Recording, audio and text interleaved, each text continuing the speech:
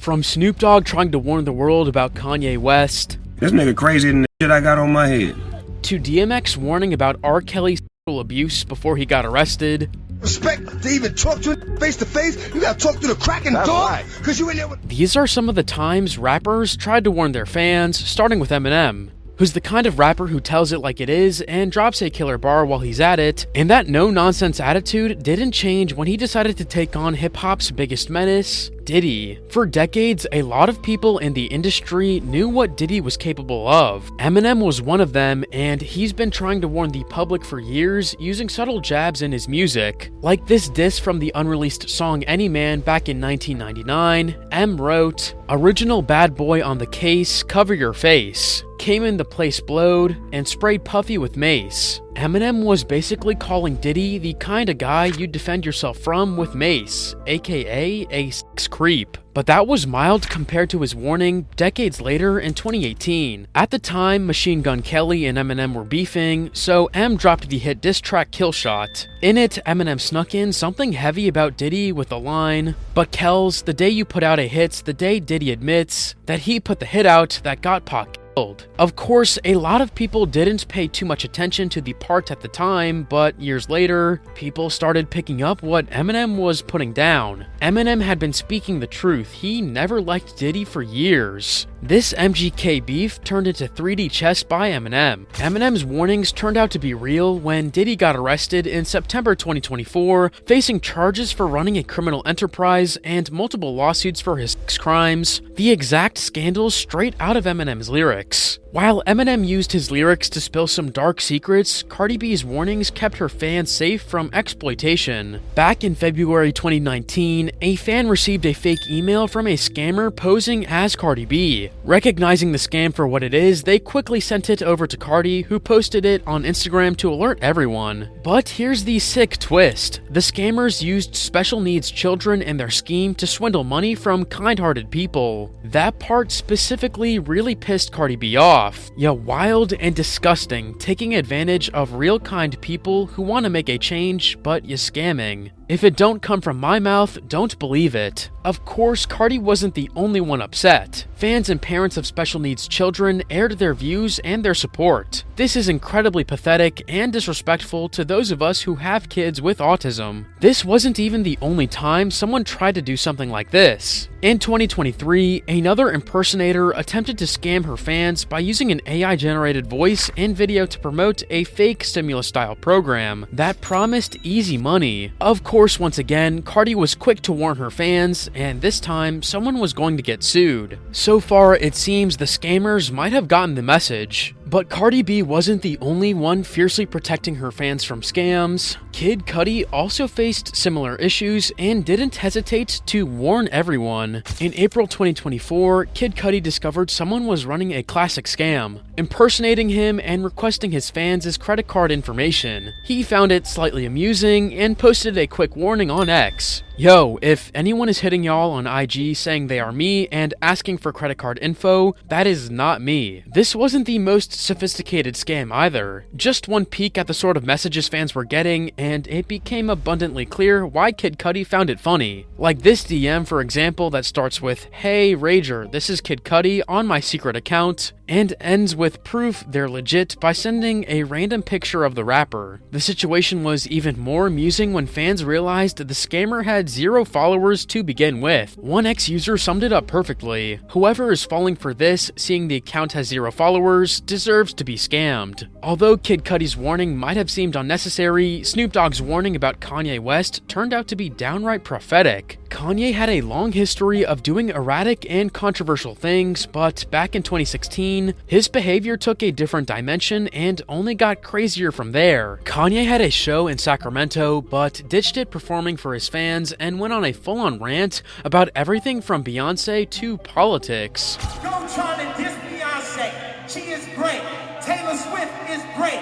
We are all great people. This is the future.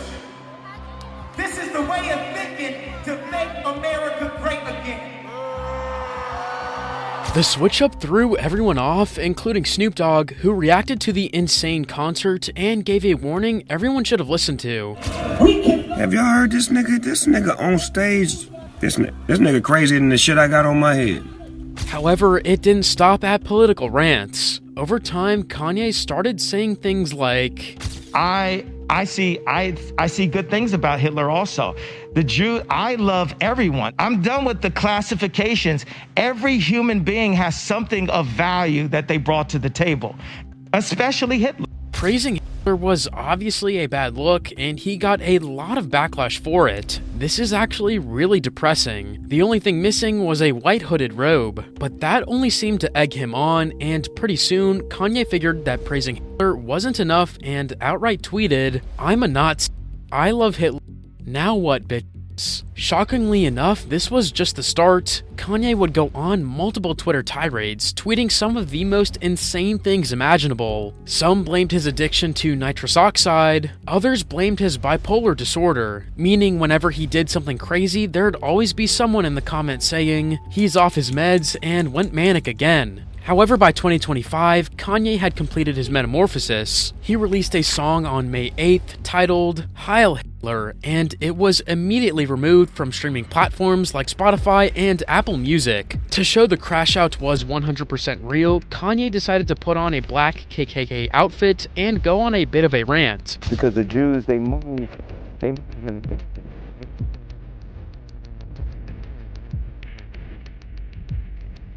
To say Snoop Dogg was right when he called him crazy would be an understatement. But unlike Snoop, who called out the downfall of one rapper, J. Cole's warning predicted the end of multiple rappers' careers. In his album KOD, J. Cole dropped a warning every young rapper should have listened to, telling them what happens when fame and wealth fade as a result of trend chasing. All this started because a young rapper named Lil Pump dropped a shoddy attempt at a diss targeting J. Cole in an unreleased song.